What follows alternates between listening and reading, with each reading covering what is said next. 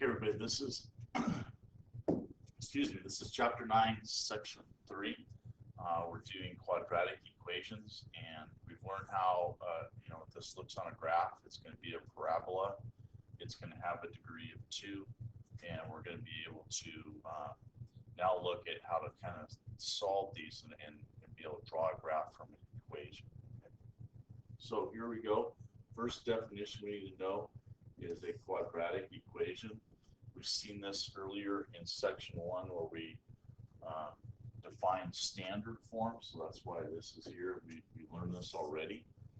So it's ax squared plus bx plus c. So because it's that degree of 2, I'm going to get a parabola that's going to be like that. If the a is negative, then my graph will look like this, okay? But now we're going to look at some more specific pieces of the graph so that we can help draw it a little bit more accurately than just kind of looking at it, okay? We have another definition. It's called the roots or the zeros. Sometimes you might even have the word solutions associated with this, so you might want to write that down, okay? So roots comes from, like, when a tree has roots, so it's able to kind of grab the ground and that's going to hold it up. Same thing here, we have roots. There's a couple specific points that will hold this graph together. Another word for it is zeros, because the zeros come from what is the y value at these points. So there you have points on a graph, the y values are going to be 0 typically on these. So it's kind of like having a parabola where it's across the x-axis. Another word for this is solutions, because where the parabola crosses the x-axis is also going to be an answer that you're going to use. Okay. So we're going to take a look at this first one. If you could write this down, x squared minus 4 equals 0, and that's represented on this graph here. Okay. If you take a look here at these guys, oops.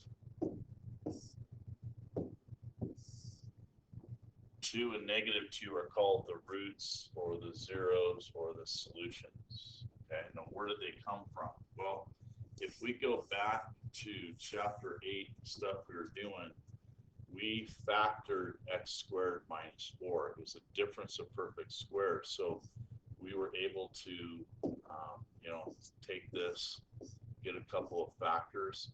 X squared was x times x. 4 is a perfect square, 2 times 2. But because of this minus sign, we have different symbols in between. Okay. So hopefully you remember doing that. Now the next step in this is, now that this is an equation, okay? So because it equals 0, it allows me to get answers. So what I'm going to do is I'm going to take each factor. So I'm going to take the first one, x plus 2, and set it equal to 0. And solve it for x. So I'm going to subtract 2 from both sides, and I get x is -2, and that's represented right there. Okay. I'm going to take the second factor, x minus 2, and do the same thing. I'm going to set it equal to 0 and solve it for x. So I'm going to add 2, and I'm going to get x is equal to 2. Okay. So that's represented by this point, okay? So I hope you understand what is the y value at that point. I could write this as a point that's -2, 0, and I can write this as a point 2, 0, okay? So that will tell me what to draw my graph through, okay? If we go back to the first section of this chapter, a parent square was y equals x squared, okay? So that looked something like this. Okay.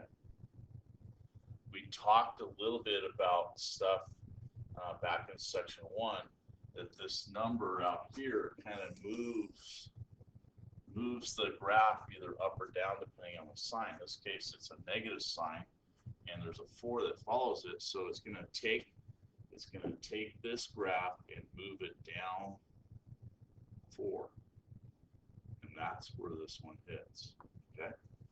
So what it does is I could go to this 4, I drug it for you, but I could go down to the -4, put a point. I got these 2 points as my roots, and now it would allow me to draw a graph through there. Okay. So this is the simplest way to be able to explain how to draw a graph from an equation. You have to go back to factoring. We have to solve for x. From our factors, we have to take each factor, set it equal to 0, and solve it. Okay. So we'll have to get lots of practice on that. You're going to have to go back and use your factoring skills. Hopefully you got those they're still working for you, okay? All right. So what we're going to do here is let's remember a parent square is this. So it starts at the vertex is at 0, 0. It's going to look something like this, okay? What's this -1 do? Well, it's going to, because it's negative, it's going to pull this down to -1, okay, on the y-axis. And then I'm going to solve it to get the roots. So this should be a difference of perfect squares. Go ahead, x times x is x squared. 1 times 1 is 1, it's a perfect square. Signs are different, and it equals 0. Okay. Now, this really is pretty easy, but it's just a way to kind of start doing this. I get x minus 1 equals 0 now. Solve it for x. I add 1 to both sides. I get 1. So x is 1 right there. So I would have drawn my roots through that. Let me erase this now. Okay. We got the vertex as being -1 right here. That. I got x equals 1. X is equal to 1 right there. I'm going to take the second factor and solve it by equaling it to 0. I'm going to subtract 1, and I get -1, which is this point right here. Now I could draw my graph. Now remember, graphs are going to go on infinitely. I could have a bunch of points, so we'll kind of do that. Okay? All right, there we go. So here, we're going to go ahead, x equals 0. Well, x equals 0 right there, and what's my graph going to look like? Well, if I remember that a parent square is y equals x squared, so I'm going to get something that looks like this. So just trying to check and making sure you're seeing, or remembering some of the rules, okay? And a lot of times we want to think of y as being 0, and if they've written something like that, okay? This one's a little bit tougher, okay? If I solved it for x, I really can't do that, because if I got x by itself and I took the square root of both sides, I can't take the square root of a negative number, okay? So we want to, this is kind of a tricky one. We want to remember, like the previous problem, y equals x squared is a parent graph, so that would look like this. But then we go back to the first section, what's this do to my graph? It's actually going to take it and move it up 1 because it's a positive 1. Okay, so it'll look like that. Okay. Later on, you're going to get into understanding something about these graphs when they do this. Sorry about that. That when a graph doesn't touch the x-axis, there's going to be a special thing. It's called no solution for it. We are always looking to see where it hits the x-axis, and when it doesn't, then we have an issue. Okay, so we're looking for x-axis intersections all the time. Okay. So here, this looks like a difference of perfect squares, but it's not. So hopefully you guys remember stuff about GCFs.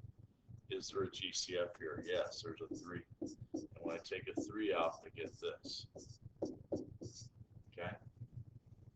So what I'm going to get here is taking the x. No, I'm just going to take what's inside here. I'm going to split that up. 25 is a perfect square. It's 5 times 5. Okay, and then the signs are going to be different, but now it equals 0.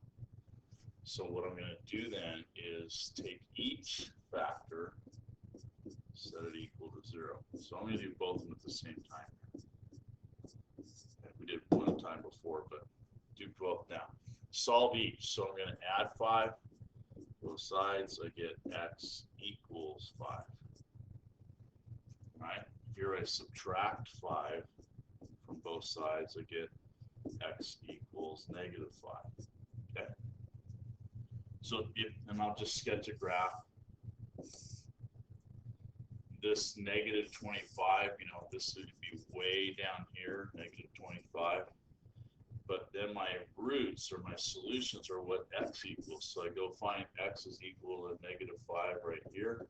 And it's equal to positive 5 right here. And since I got my vertex down here, I can draw my graph through them. Okay. So that's only really kind of works when that's a minus sign. Okay. And the more you do these, the more we talk about it, the further we get in the chapter, these become a little bit more understandable. Okay. So just kind of follow what we're doing. Be okay. This one, I think it's a difference of perfect squares, but that's a plus sign, so it's not. So remember, what the parent square with y equals x squared, which if I sketched a graph, it would look something like this. But because this is a plus 49, it's going to take my graph and move it up to wherever 49 is. Okay, so that's what that does. So hopefully these two questions here, you can kind of see the difference of what your graphs might look like.